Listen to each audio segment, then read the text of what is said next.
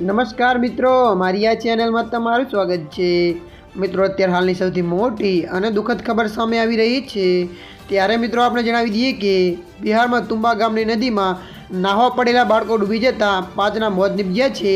તુંબા ગામની નદીમાં એક જ પરિવારના 7 બાળકો નાહવા પડ્યા હતા, જેમાંથી 5ના મૃતદેહો મળી આવ્યા છે, જ્યારે અન્ય 2ની શોધખોળ ચાલુ છે।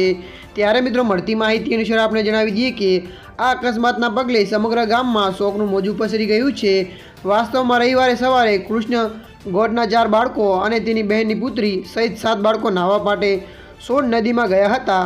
નહાતી વખતે અચાનક બધા બાળકો ઊંડા પાણીમાં જતા રહેતા ડૂબવા લાગ્યા હતા અને સ્થાનિક લોકોએ તાત્કાલિક ઘટનાસ્થળે પહોંચ્યા હતા અને 5 બાળકોના મૃતદેહ બહાર કાઢ્યા હતા, પરંતુ 2 બાળકો હજુ પણ ગુમ છે।